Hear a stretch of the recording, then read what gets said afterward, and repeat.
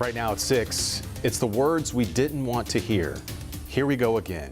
COVID cases slowly climbing in the Carolinas. North Carolina health officials saying there were about 3,600 more cases last week than the week before. And you know, we are also seeing more subvariants too.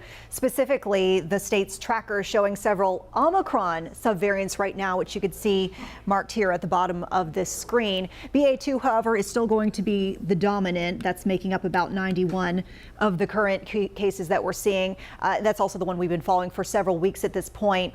But it is certainly something that is on health officials' radar. Something else that they're watching, the wastewater levels. Whether people realize they're getting sick or not, we are seeing more virus in the wastewater. Some people might feel less urgency to get tested. This is a measure that is largely independent of those testing behaviors. And right now we are seeing more than 12 million viral particles in wastewater. This is 6 times the levels, or 10 times the levels we were seeing 6 weeks ago, and also a large rise from a week ago.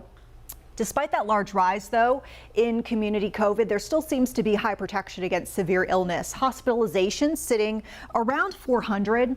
That's near post-surge lows. It is trending up just slightly, however. And our Chloe Leshner diving into these hospitalizations. In fact, finding out the mayor of Matthews was one of those recent patients. She shares his recovery story. Matthews Mayor Pro Tem Ken McCool is back on the job after several days in the hospital with COVID.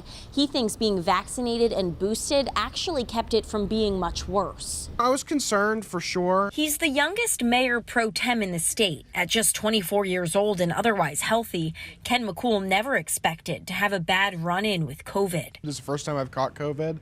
Unfortunately, I got a bad case of it. He's not sure where he got it. He says it started out like allergies, so he took an at-home test.